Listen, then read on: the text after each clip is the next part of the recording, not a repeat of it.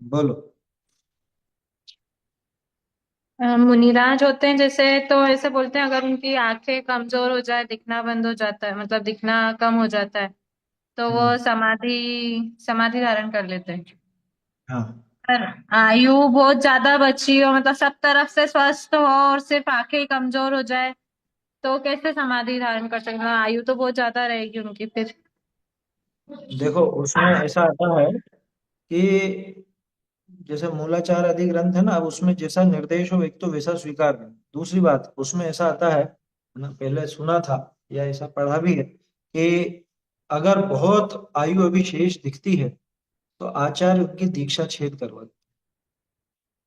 अब आप क्योंकि मुनि पने में तो वो सध नहीं सकता ना, हिरिया समिति वगैरह कैसे सधेगी, तो इसलिए वो मुनिराज मुनिराज की दीक्षा छेदन की विधि बताई जाती है, क्योंकि चश्मा तो कोई उपाय है नहीं, है ना। वो कोई उपाय है नहीं, इस वजह से उनको दीक्षा छेदने का और उत्कृष्ट श्रावक बने की या जैसा भी वहां पे वो विधि है। तो ये चीज क्या, प्रॉपर इस विषय में अपना अध्ययन वैसा नहीं है कि अपन बिल्कुल कह सके कि हाँ ये बात बिल्कुल ऐसी लिखी है। तो अपने को मूलाचार आदि देखना पड़ेगा उसमें कि आंखें कमजोर हों तो क्या करते हैं, क्योंकि समाधि आदि की जो बात है वो उत्कृष्ट 12 वर्ष की, उत्कृष्ट 12 वर्ष की होती है। और 12 वर्ष में अगर नहीं हो तो फिर क्या होगा, है? तो फिर मान लो बाद में ऐसी तकलीफ हो या वो सुधार नहीं हो रहा है, तो दीक्षा छेद आदि का भी उपाय बताया जाता है। वो ठीक हो जाए फिर बाद में दीक्षित हो फिर से, ऐसा भी उल्लेख उसमें आता है। ठीक है ना। तो लेकिन फिर भी कंफर्म तो जैसा उसके अंदर लिखा हो वैसा मानना चाहिए। मेरा उसका अध्ययन नहीं है, इसलिए मैं बराबर नहीं कह सकता कि आंखें कमजोर होने के बाद वहां पे वो दीक्षा छेद हो जाती है, ये तो ध्यान है। लेकिन जैसे समाधि वाली बात है, तो इतने मात्र में तो अगर आयु कम है तो इतने मात्र में समाधि नहीं लेते। लंबा समय है तो समाधि का उपाय नहीं है, वहाँ दीक्षा छेद का उपाय है। ठीक है ना। बोलिए। पंडित जी, मेरे को दो क्वेश्चन है। एक तो ये पूछना था, सेंधा नमक की मर्यादा कितनी होती है? और दूसरा, टमाटर को अपन अभक्ष्य मानते हैं तो लोग पूछते हैं क्यों, तो वो कारण क्या बताएं अपन। देखो, सेंधा नमक जो है ना, सेंधा नमक अगर डली है, मतलब वो जब तक बड़ा टुकड़ा है, बारीक जी। पिसा हुआ नहीं है, जी। तो वो आप रखो, बरसों तक रखो, कोई दिक्कत नहीं उसके अंदर, वो चट्टान है। जी हाँ। सेंधा नमक असल में पत्थर है। ठीक है ना। वो प्राकृतिक रूप से कुछ जगह पर ऐसी चट्टानें होती हैं जिनमें स्वभावतः ऐसा क्षार पाया जाता है, तो वो सेंधा नमक तो पत्थर है। तो पत्थर को तो रखे रखो, कोई दिक्कत नहीं, कभी तक भी रखो। लेकिन अगर उसको बारीक पीसा, है ना, क्योंकि अपन काम में तो बारीक पीस करके ही लेते हैं, जब अपने को भोजन बनाना हो तो अपन उसको पीस करके उसको बारीक करके डालते हैं।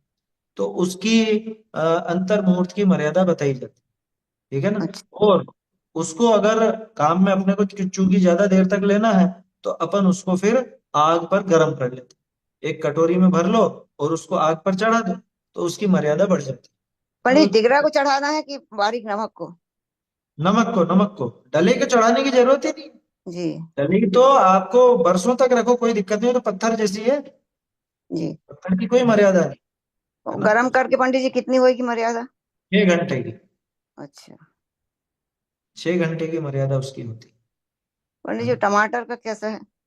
टमाटर अभक्ष्य है बहुबीजा होने की वजह से, है ना। टमाटर बहुबीजा, हालांकि बहुत से लोग ऐसा कहते हैं कि टमाटर बहुबीजा नहीं है। अरे भाई, जी। टमाटर बहुबीजा स्पष्ट है। अब वो लोग क्या समझते हैं कि बहुबीजा का मतलब बहुत सारे बीज हों। तो बहुत सारे बीज होना ये बहुबीजा की निशानी नहीं है। बहुबीजा के लिए क्रिया कोश में ऐसा लिखा, जिन फल में उन जिनमें बीजन के घर नाही, ते फल बहुबीजा कहलाही। ऐसा क्रिया कोश में लिखा हुआ है ना। जिन फलों के बीजों के घर नहीं होते, मतलब वो अलग अलग घर नहीं होते, वो इकट्ठे एकदम लोंदे का लोंदा ऐसा इकट्ठे ही वहां पे बंधे हुए रहते हैं सारे बीज, जिनका न तो कोई अलग से अलग अलग तंतु है, न जिनकी कोई अलग से घर बना हुआ है, उसको बहुबीजा कहा जाता पंडित, फिर है। समझ। भिंडी भी इसी में आएगी ना? हाँ, अब भिंडी फिर अभक्ष्य में नहीं आएगी? भिंडी और लौकी कैसे करें उसको? मैंने ये आपसे कहा ना, बहुत बीज होना ये बहुबीजा की निशानी नहीं है। लौकी में बीज अलग अलग है ना, जी। लौकी में बीज एक साथ तो होते नहीं है। हम्म? लौकी में बीज सब अलग अलग घर में होते हैं, ककड़ी में बीज सब अलग अलग घर में होते हैं, जैसे और भी दूसरी चीजें खरबूजा वगैरह है, उन सब में भी बीज जो होते हैं वो अलग अलग घर में होते हैं और अलग अलग तंतु से जुड़े होते हैं। या तो उनका तंतु यानी एक वो धागे जैसा रहता है ना जिससे जुड़े रहते हैं, या भिंडी में तो तंतु से जुड़े रहते कहाएंगे अपन। भिंडी कैसे बन रही है, अभक्ष्य की भक्ष्य? अरे आप एक बात तो सुन लीजिए पहले टमाटर की, उसके बाद जी जी भिंडी की बात कर लेते जी है ना। जी तो जी। जो टमाटर है, टमाटर में सारे के सारे बीज इकट्ठे पड़े हुए हैं, है ना, एक साथ है, उसमें अलग अलग नहीं है। अलग अलग नहीं होने की वजह से, अलग अलग घर नहीं होने की वजह से, अलग अलग तंतु नहीं होने की वजह से वो बहुबीजा है। ठीक है। अब भिंडी में क्या है, भिंडी बहुबीजा तो नहीं है, लेकिन भिंडी लेसदार है और उसके आश्रय से जीव ज्यादा पैदा होते हैं, इस वजह से भिंडी को अभक्ष कहा गया। अच्छा। भिंडी अलग तरह की अभक्ष है, टमाटर अलग तरह का अभक्ष है। ठीक जी। है, ऐसा समझना। सीताफल जो है ना, सीताफल बहुबीजा तो नहीं है, सीताफल है क्षीरफल। क्षीरफल, क्षीरफल का मतलब होता है जिन फलों को तोड़ते हैं तो वहां से दूध निकलता है। जैसे पपीता हो गया, पपीते के भी वहां पे डंठल के यहाँ से तोड़ोगे तो दूध निकलता है, सफेद सफेद उसका ऐसा चिपचिपा पदार्थ निकलता है, उसको दूध बोलते हैं। तो जिन फलों को तोड़ने पे वहां से दूध निकले, चीकू हो गया, पपीता हो गया, सीताफल हो गया, ये सब क्षीर फल। एक खिरनी आती है, खिरनी, है ना, रेणी बोलते हैं हमारे यहाँ राजस्थान पंडित में, कहीं पे खरबूजा खिरनी। तरबूजा के बारे में बता दीजिए थोड़ा। तरबूज में देखो, ऐसा मेरे देखने में अलग से आया नहीं कि तरबूज को किस तरह से अभक्ष में लिया है। हालांकि किसी किसी ग्रंथ में तरबूज का अभक्ष में नाम सीधे ही दिया, लेकिन वो ग्रंथ प्रामाणिक नहीं माना जाता, है ना। एक आध ग्रंथ ऐसा है कि जिसके अंदर तरबूज का नाम अभक्ष में लिखा, लेकिन वो ग्रंथ प्रामाणिक नहीं माना जाता। तो तरबूज को किस वजह से अभक्ष कहा है अभी के विद्वानों ने, वो मुझे देखने में नहीं आया, मतलब मुझे पता नहीं है उसका। और बाकी अगर खरबूजा पंडित जी, खरबूजा। खरबूजा भक्ष है, खरबूजा में कोई अभक्ष पना नहीं है। अच्छा। हाँ, खरबूजा अभक्ष नहीं है। खरबूजा ना तो कोई बहुबीजा है ना क्षीर फल है। खरबूजे के सबके बीज भी अलग अलग हैं, और वो कोई क्षीर फल भी नहीं है। उसमें कोई ऐसी सप्रतिष्ठित प्रत्येक वाली बात भी नहीं लागू होती, इसलिए खरबूजे में दिक्कत नहीं है। खरबूजे जैसे फूट आते हैं, फूट होते हैं ऐसे ही, देशी फल कहलाता है वो, तो वो भी भक्ष्य है, वो अभक्ष्य नहीं है। ठीक है ना। और जो सीताफल की बात कर रहा था मैं, सीताफल वो क्षीर फल होने की वजह से अभक्ष्य है, बहुबीजा नहीं है, क्योंकि उसमें हर एक बीज अलग अलग घर में है। सीताफल में सब बीज अलग अलग घर में, जी। मतलब बनावट की तरफ से देखोगे तो वो अपने अनार की तरह, अनार में हर एक दाने, हर एक बीज अलग अलग दाने में, ऐसे ही सीताफल में हर एक बीज अलग अलग उसमें खोल में है, लेकिन वो क्षीर फल है। और एक और बात बताता हूँ, सीताफल का जो डंठल होता है ना, उसके चारों तरफ कभी गौर से देखोगे तो बहुत बारीक बारीक सफेद छोटे छोटे जीव आपको चलते हुए दिख जाए, मैंने मेरी आंखों से देखा। और ऐसी सफेद लटें चलती हैं बराबर, बिल्कुल पतली बारीक। वो तो उनका मुंह मुंह थोड़ा ब्राउन कलर का होता है, इस वजह से पकड़ में आ जाती है, नहीं तो पकड़ में का मतलब दिखाई दे जाती है, नहीं तो पता ही नहीं चले। वो उसका जो गुदा होता है, उस गुदे की तरह ही वो लटें भी होती है। पंडित जी, जामुन बहुत। कैसा, जामुन कौन सा फल कहा था, ये भी अवक्ष में आता है ना पर? जामुन को अभक्ष में मेरे ख्याल से क्षीर फल की वजह से लिया गया, जामुन को भी, क्योंकि पंडित जी, उसका जैसे वो बोलते हैं जिसमें कचरा ज्यादा निकले और दल कम हो तो वो चीज नहीं खाना चाहिए, वो कौन से फल रहते हैं जिसमें मतलब सत्व कम हो कचरा ज्यादा हो, ऐसा ऐसा बोलते हैं? मतलब जिसमें मतलब खाने में तो कम आए और उसका वो बहुत ज्यादा हो, फेंकने वाली चीज। ऐसा मैंने नहीं सुना ऐसा, ये जी। तर्क तो नहीं सुना कि भाई खाने की चीज कम हो फेंकने की चीज ज्यादा हो। तो वो तो मेहनत ज्यादा है, और उसमें आप कह सकते हो शायद आसक्ति की वजह से भूली होगी वो बात। ऐसा उदाहरण लो तो समझ में भी आए।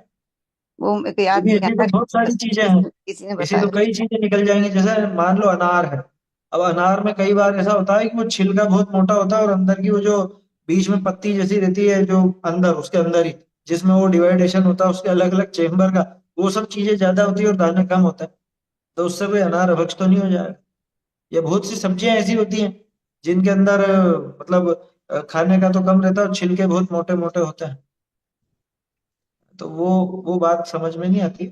मतलब वो तर्क मैंने सुना नहीं, वो आप ही के मुंह से पंडित सुनाई दे। उदाहरण याद आएगा तो मैं बताऊंगी अगले शनिवार आप सवार। बताइएगा, जी। है ना, ऐसा है। तो ये तो देखो, मूल में क्या है ना, ज्यादा अपने दिमाग को दौड़ाने की जरूरत नहीं। आचार्य देवों ने लिखा है, तो अपने को उसको यथार्थ स्वीकार करना चाहिए। ठीक है ना। अब लोग बाग क्या है, थोड़ी ढिठाई करते हैं। ढिठाई कैसी करते हैं? वो लोग जिद करते हैं तो फिर बताने के लिए अपने पास कुछ होना चाहिए। अपन तो छोड़ दिया, पर लोग कहते क्यों, कैसे, क्यों मैंने छोड़ा तो है। ये बताया ना, बहु बीजा के कारण बता दिया। मैं वही तो बता रहा हूँ आपको, आचार्यों ने लक्षण दिए। जी हाँ। और जो आप कह रहे हो ना कि खाने का कम हो और वो कचरा ज्यादा हो, ऐसा नहीं है। वो जी। असल में वो है अल्प फल बहु विघाता। अपन ने अच्छा। रत्नकरण में पढ़ा था कि जी। जिसका फल यानी जिसका फायदा तो बहुत कम हो और जीवों का घात बहुत ज्यादा हो, है? जी ऐसे। अथवा छोटे फल हो और घात बहुत, जीवों का घात ज्यादा हो, ऐसा कोई भी वस्तु, ऐसे फल, ऐसी सब्जी अपने को काम में नहीं लेनी चाहिए, है ना। ऐसी ही बहुत सारी चीजें उसके अंदर दी है। अपने रत्नकरण शाहुकाचार में 84, 85, 86 नंबर के श्लोक में भी आता है। इसके अलावा और भी श्लोक आपको मिल जाएंगे इस तरह के, जिसमें भक्ष भक्ष का वर्णन मिल जाता है। ये तो पढ़ते रहना चाहिए और समझना चाहिए कि भाई जहां पे वो अभक्षपना दिखाया उसमें कारण बता दिया, उस कारण को समझे अपन, परखें और फिर अपना राग घटा छोड़े उस कि चीज को। टमाटर को बहुत से लोग मानते ही नहीं है अभक्ष्य, मतलब वो उनको मतलब इतना कि कितना भी अपन बोलते हैं तो बोलते हैं, नहीं वो तो अभक्ष्य है ही नहीं टमाटर कोई भी हालत में।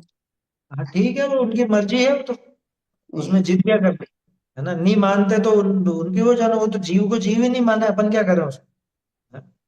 वो भगवान को भगवान नहीं माने तो अपन उसमें क्या करें।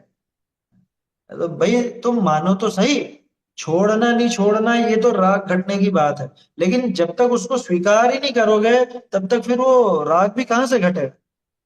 और देखो बड़े दादा इसमें एक चीज कहा करते थे, बड़े दादा मतलब रतन चंद जी बहादुर साहब, है ना। वो यूं कहते थे कि जिस वस्तु के संबंध में अपने को, अपने दिमाग में शंका आ गई, क्या अरे भक्ष्य है या अभक्ष्य, ऐसी शंका भी आ गई, तो उसको दूर से ही छोड़ देना। क्या कारण? अगर मान लो वो अभक्ष्य है वास्तव में, तो आप उस अभक्ष्य के भक्षण के पाप से बच गए। और अगर अभक्ष्य नहीं हुआ तो फिर तो बिना बात ही छूट गया ना हमारा। यार अभक्ष्य नहीं हुआ, भक्ष्य भी हुआ, तो आपने उसका राग तो तोड़ा, उतना राग घट गया अपना। भाई या तो उस पाप से बच गए या उतना राग घट गया, दोनों में अपने ही फायदा है। और एक और चीज, खास बात, जिनागम में भक्ष्य नाम की चीज तो कोई बताई ही नहीं है। आपने कहीं पढ़ी क्या? आचार्य देव ने भक्ष्य की संख्या लिखी है, भक्ष्य का वर्णन किया? कहीं नहीं मिलेगा। अभक्ष्य का वर्णन मिलेगा। क्या आया समझ में? और एक लेवल पर आकर के तो जिनको अपन भक्ष्य कहते हैं वो भी धीरे धीरे अभक्ष्य होते जाते हैं। जैसे हरित काय जितनी भी है वो सब हरी, हरित काय खाने लायक ही नहीं, है ना। हरित काय में भी असंख्य जीव होते हैं। किसमें? अपने लौकी गिलकी वगैरह में, है ना। केला, आम, अनार वगैरह, इनमें भी असंख्य जीव होते हैं। ऐसा नहीं है कि एक में एक एक जीव है। हाँ अनंत नहीं होते, आलू प्याज जैसे अनंत नहीं होते।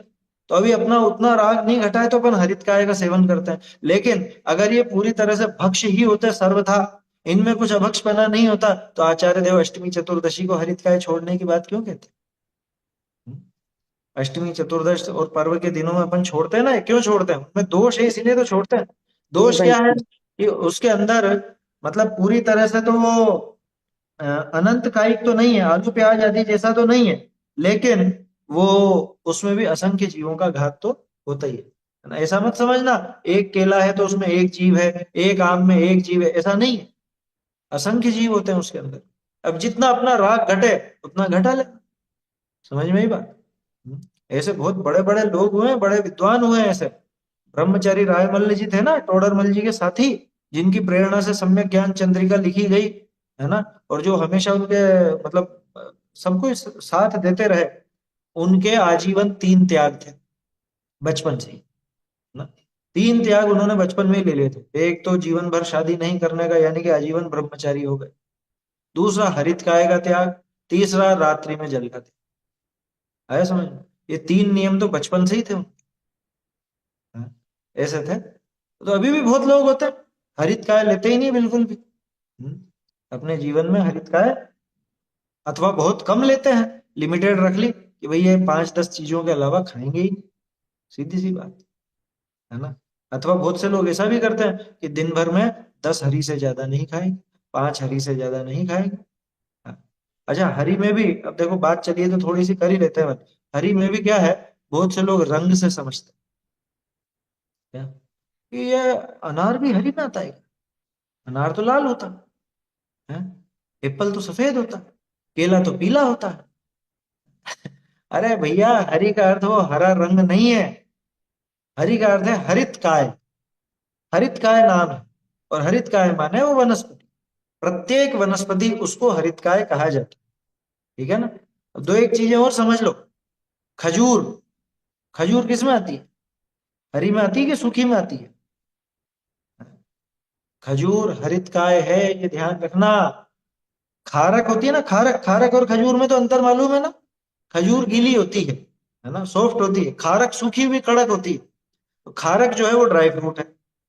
जैसे नारियल का गोला है ना, गोला जिसका तेल निकलता है, जिसकी चटक बनाते हैं अपन, वो सूखा है ना, वो ड्राई फ्रूट है। ठीक उसी तरह से खारक भी ड्राई फ्रूट है।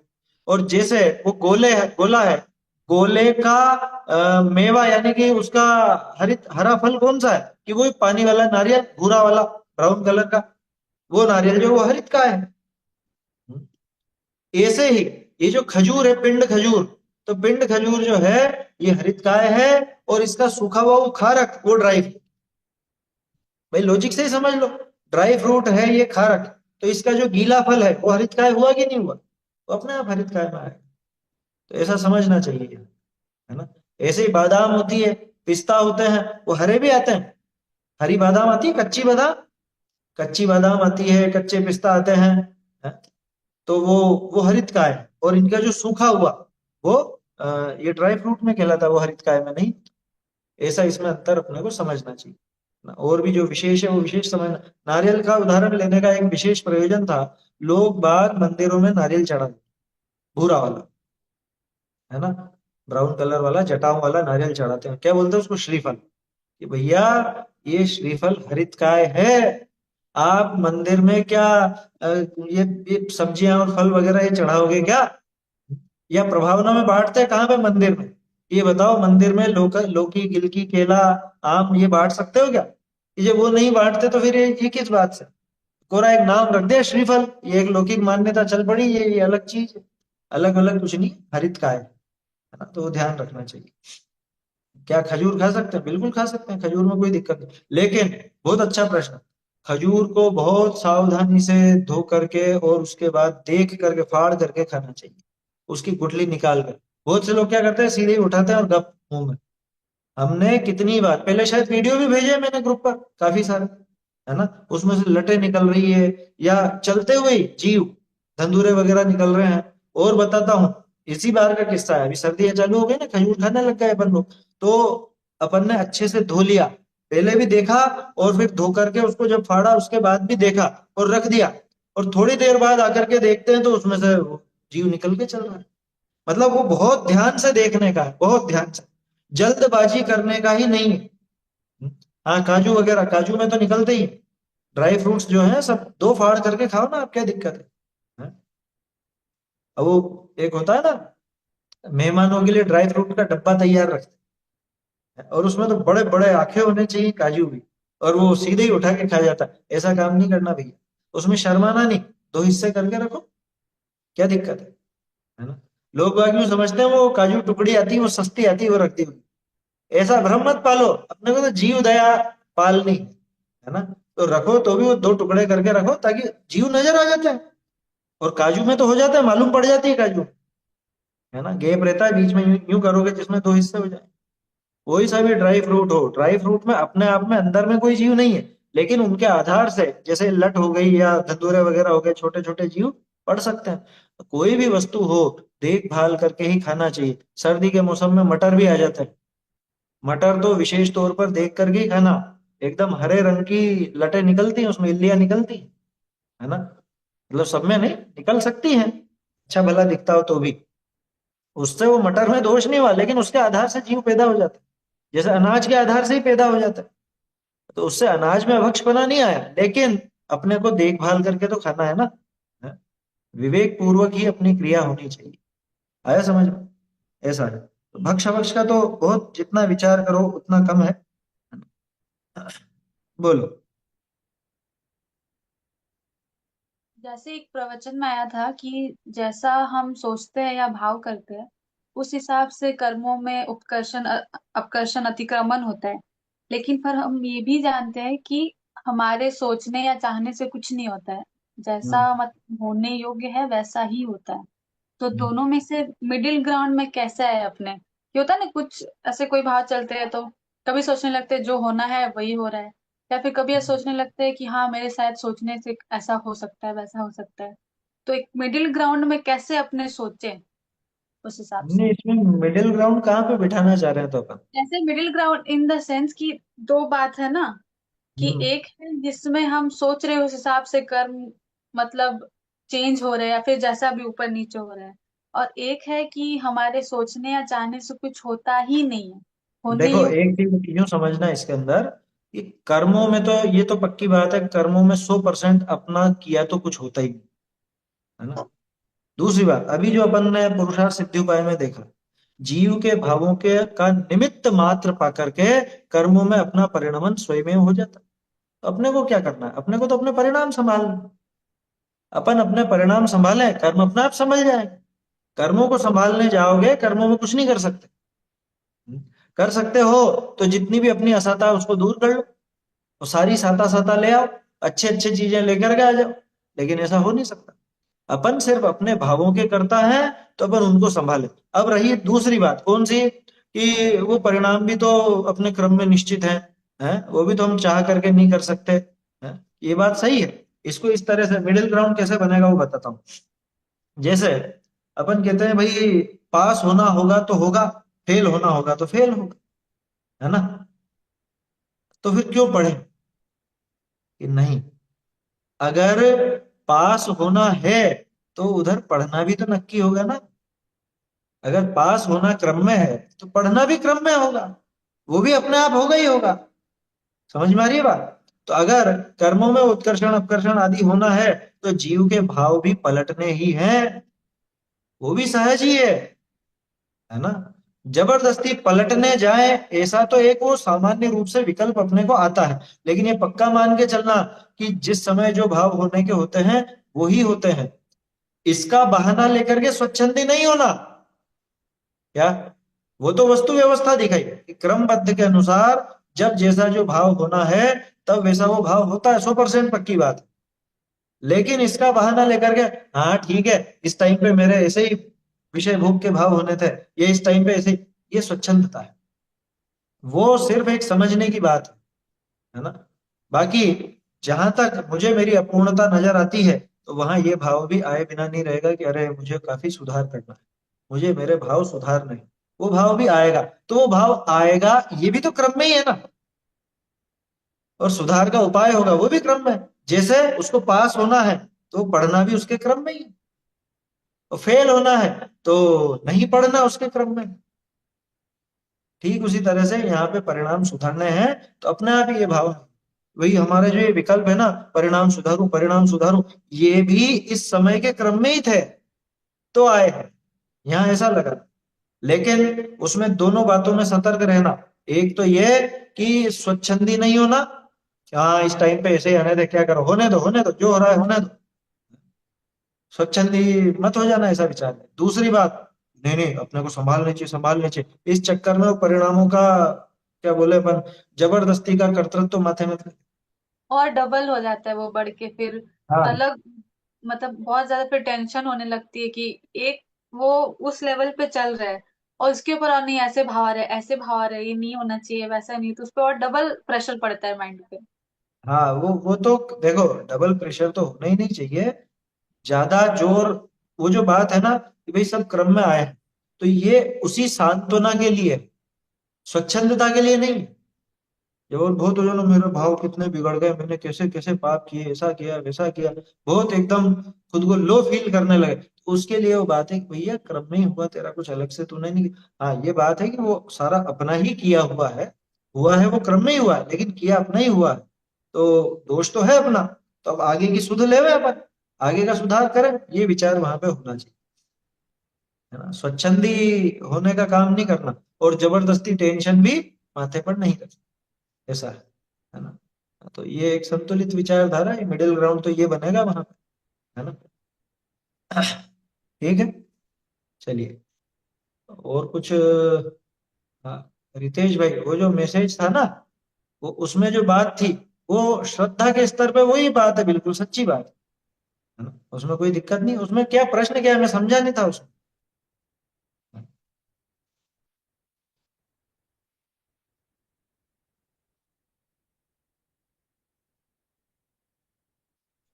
प्रश्न यानी परिणाम जो हो रहे हैं तो परिणाम का मात्र जानने देखने वाला बनो, उसका करता नहीं। हाँ, परिणाम यानी जो हमारे परिणाम हो रहे वो या पर्याय। वो पर्याय ही तो है, वो परिणाम। बरोबर। परिणाम वो पर्याय ही है। और वहां जो बात आई ने कि भाई हम्म। वो परिणाम मुझ में है ही नहीं, यही थी ना बात वहां पर। वो हाँ परिणाम हाँ मुझ में है ही नहीं। तो ये श्रद्धा के लेवल की बात है। जब वो आत्मा का श्रद्धान कराया जाएगा, अपना स्वरूप का वहां पे श्रद्धान कराया जाएगा, तो वहां पे तो यही बात आई, अभिप्राय में यही होना चाहिए कि ये परिणाम परिणाम मेरे कुछ है ही नहीं। अरे केवल ज्ञान जो आगे आने वाला है, वो परिणाम भी मुझसे न्यारा है, क्योंकि मैं तो अपरिणामी तत्व हूँ। पर वहां पे शुभ शुभ भाव दोनों है, जैसे कि परिणाम तो पूरे दिन हमारे शुभ भी चल रहे हैं अशुभ भी चल रहे हैं। हाँ, तो ये तो फिर कभी कभी ऐसा होता है कि जैसे कि अपन खाना भी खा रहे मजे भी ले रहे और मैं जान रहा हूँ, समझ लो कि अपन देखो, भोग भी भोग रहे। और वहां पे अपन ऐसा भी सोच रहे भोग भोगते भोग भी भोग रहे अपन। और अपन ये भी सोच रहे हो कि मेरा जानने वाला, यानी छद्मस्त का उपयोग दो तरफ तो रह नहीं सकता है। हाँ, वो एक टाइम पे एक ही तरफ रहेगा। एक ही हाँ, तरफ रहेगा, या फिर वो खाना खाएगा या भोग भोग भोगेगा। और या फिर ऐसा विचार चलेगा उसका नहीं, कि भाई ये मेरा स्वभाव है। खाना खाएगा वही तो भोग है। खाना खा रहा है मतलब हाँ भोग वो, ही भोग रहा है। हाँ, हाँ वो यानी जो शुभ क्रिया हो या अशुभ क्रिया हो दोनों लो अपने। हाँ, उसमें देखो खाना खाते टाइम वो उसको विचार आ सकता है कि अरे पहले तो जैसे मान लो अपन खाना खा रहे हैं, और खाना खाते टाइम बहुत बढ़िया सब्जी बनी है, बहुत अच्छा भोजन बना और स्वादिष्ट है, और ऐसा वैसा एक और लो। और फिर एकदम से ही उसको, अरे मैं तो इनको सिर्फ जानने देखने वाला हूँ, बल्कि मैं तो इसको छूता तक नहीं, बल्कि आगे बढ़ के कहूँ तो इसका स्वाद भी मैं नहीं लेता। ये विचार वहां चल सकता है कि नहीं? चल सकता है, कहाँ हाँ दिक्कत है? हाँ तो वो विचार प्रक्रिया में है वो चीज, तो वो सिर्फ विकल्पों में है। इससे आगे की चीज अभिप्राय की बात अपन करें, अभिप्राय में क्या पड़ा हुआ है कि अभिप्राय में तो ये सब मेरे है ही नहीं। ज्ञानी के अभिप्राय में माने श्रद्धांत में तो ये बैठा है, ये सब मेरा कुछ भी नहीं। जैसे उदाहरण के तौर पर कोई आ, माँ है ना, उसका बच्चा है, अब वो बच्चे की तबीयत बहुत खराब है, बहुत खराब है, मतलब बहुत खराब स्थिति हो गई। अब वो उसकी सेवा में लगी हुई है, सब चीजें कर रही है। अब वो अपने घर के सारे काम करती है या नहीं? वो सुबह उठ के नहाती धोती भी है, तैयार भी होती है, घर का जो भी भोजन वोजन बनाना है ये सब भी है, ये सब चलता है उसको, है ना। किसी से बातचीत भी होती है, कोई हंसी की बात होती है तो थोड़ी बहुत हंस हंस बोल भी लेती है। लेकिन ये बताओ, अंदर दिमाग में उसके जोर किसका है? अरे मुझे बच्चे का कैसे न कैसे वो, है ना, मतलब कुल मिला के उसका उपयोग उधर लगा। भले यहाँ पे वो सब चीजें जानने में आ रही हैं, वो सब चीजें चल रही हैं, लेकिन उसकी जो रुचि है, मतलब अंदर से जो उसका लगाव है, वो किधर है? झुकाव किधर, झुकाव सही शब्द है, झुकाव किधर है? ऐसा लगता है। तो बस वैसी बात है, परिणाम तो आएंगे ही सही, जैसे भी हैं, शुभ भी हैं अशुभ भी हैं। शुद्ध तो अपनी भूमिका में बहुत कम होने की संभावना रहती है ना, चौथा गुणस्थान हो तो वो कभी कभार आत्मानुभव हो तो रत्ती भर थोड़ा सा होता है। आया समझ में? तो उस समय वो विकल्प भले होते हों, लेकिन इन सब विकल्पों से मैं पार हूं, ये अभिप्राय में पड़ा रहता। कभी कभी यही बात विकल्पों में भी आ जाती है, ध्यान रखना दोनों में अंतर। अभिप्राय में तो निरंतर पड़ा रहेगा, लेकिन कभी कभी वो जो अभिप्राय में पड़ा है वो विकल्पों में भी आ जाएगा, बातों में भी आ जाएगा। हाँ, तो कोई उसमें दिक्कत नहीं, वो सही है, उसमें सारी बात सही है, वो अभिप्राय की बात है सारी, है ना। वो अभिप्राय ऐसा ही रहेगा, श्रद्धान ऐसा ही रहेगा वहाँ। ठीक है, चलिए समाप्त करते हैं, समय ज्यादा हो गया अपना। चैतन्य का स्मरण प्रतिक्षण ही करो रे, भव के अनंत दुख को क्षण में हरो रे, अक्षय अनंत निज सौख्य निधान पाओ, गाओ अरे नित इसी के गीत गाओ। आज 1 तारीख है ना, आज से नया भजन चालू करें।